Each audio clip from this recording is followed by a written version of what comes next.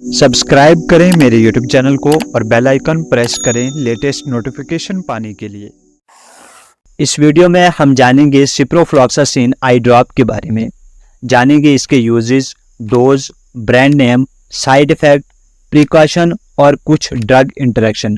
सबसे पहले हम जानते हैं सिप्रोफ्लॉक्सासिन मेडिसिन क्या है। ये एक फ्लोरोक्विनोलोन क्लास की एक एंटीबायोटिक मेडिसिन है।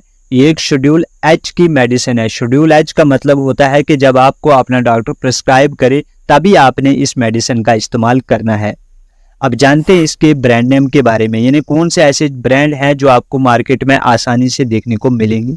तो जो इसके फेमस ब्रांड हैं जैसे सिप्रोसिन, सिफ्रान, सिप्लॉक्स, सिपवेल और अपने जेनरिक नेम सिप्रोफ्लॉक्सासिन के नाम से भी आपको आसानी से देखने को मिलेगी। और साथ में ये आपको अपनी कंट्री और स्टेट के हिसाब से किसी और नाम से भी देखने को मिलेगी। अब जानते हैं इसके यूजेस के बारे में, यानी किस डिजीज के लिए इस मेडिसिन का इस्तेमाल किया जाता है। तो सबसे पहले इसका इस्तेमाल कॉर्नियल अल्सर के लिए किया जाता है। हमारी आई का एक पार्ट होता है कॉर्निया, तो जब कॉर्निया में अल्सर हो जाते हैं या वहां पर इन्फ्लामेशन हो जाती है तो उसको हम कॉर्नियल अल्सर कहते हैं। तो इस डिजीज को ठीक करने के लिए इसका इस्तेमाल किया जाता है।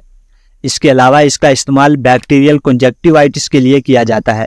बैक्टीरियल कंजक्टिवाइटिस ये एक बैक्टीरियल इन्फेक्शन होता है हमारी आई में।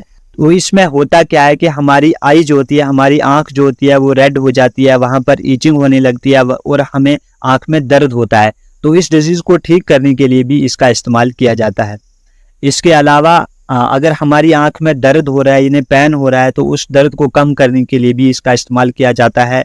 अगर हमारी आंख लाल हो चुकी है, रेडनेस हो चुकी है आंख में, तो उस कंडीशन में भी इसका इस्तेमाल किया जाता है। अगर हमारी आंख में हमें ईचिंग हो रही है यानी खारिश हो रही है तो उस कंडीशन में भी इसका इस्तेमाल किया जा सकता है।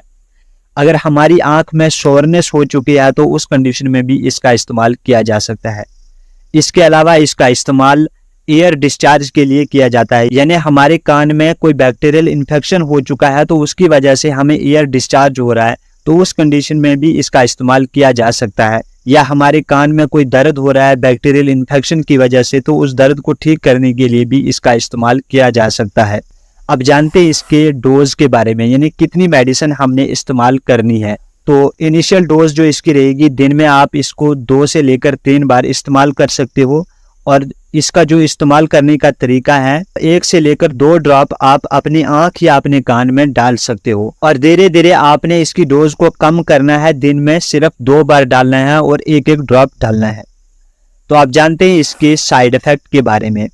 तो जो इसके पॉसिबल साइड इफेक्ट हो सकते हैं, जैसे ब्लर विजन हो सकता है, यानी धुंधलापन आपको हो सकता है, आपकी आंख में आपको दर्द हो सकता है, आई पेन हो सकता है, या इरिटेशन हो सकता है, या स्किन रैशेज हो सकते हैं, जैसे आपकी आंख के इर्द गिर्द आपको रैशेज हो सकते हैं, या आपकी आंख में आपको ईचिंग हो सकती है यानी खारिश हो सकती है, या आपका टेस्ट जो है वो चेंज हो सकता है, या आई बर्निंग हो सकता है यानी आपकी आंख में जलन आपको हो सकती है, या ड्राइनेस हो सकती है आंख में, या आंख के इर्द गिर्द जो आईलिड्स होते हैं वो उनमें स्वेलिंग हो सकती है। तो इस तरह के जो साइड इफेक्ट हो सकते हैं, या इसके अलावा भी आपको कोई और साइड इफेक्ट हो रहा है तो आप अपने डॉक्टर से जरूर राब्ता करें। अब जानते हैं इसके प्रिकॉशंस के बारे में, यानी कौन सी ऐसी प्रिकॉशंस है जो आपने ध्यान में रखनी है और फिर इस मेडिसिन का इस्तेमाल करना है। तो अगर आपको सिप्रोफ्लॉक्सासिन मेडिसिन से एलर्जी है तो आप इसका इस्तेमाल हरगिज न करें।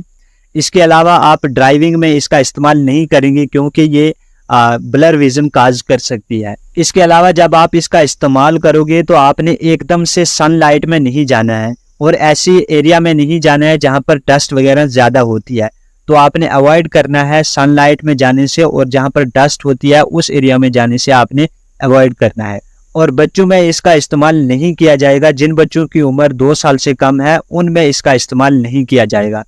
इसके अलावा अगर आपको आई के इर्द गिर्द कोई स्वेलिंग हो चुकी है तो आप इसका इस्तेमाल हरगिज न करें अपने डॉक्टर की प्रिस्क्रिप्शन के बगैर। प्रेगनेंसी में ये B3 की कैटेगरी में आती है और प्रेगनेंसी और ब्रेस्ट फीडिंग में आप अपने डॉक्टर की सलाह के बगैर इसका इस्तेमाल हरगिज न करें। अब जानते हैं इसके ड्रग इंटरेक्शन के बारे में, यानी कौन सी ऐसी मेडिसिन है जिनके साथ ये इंटरेक्ट कर सकती है। तो अगर आप मल्टीविटामिन या मल्टी मिनरल्स या हर्बल मेडिसिन का इस्तेमाल कर रहे हो तो आप अपने डॉक्टर से जरूर राब्ता करें और फिर इस मेडिसिन का इस्तेमाल करें। तो फ्रेंड्स ये थी सिप्रोफ्लॉक्सासिन आई ड्रॉप के बारे में जानकारी। अगर आपको वीडियो अच्छी लगी है तो वीडियो को लाइक और चैनल को सब्सक्राइब जरूर करें। Thanks for watching.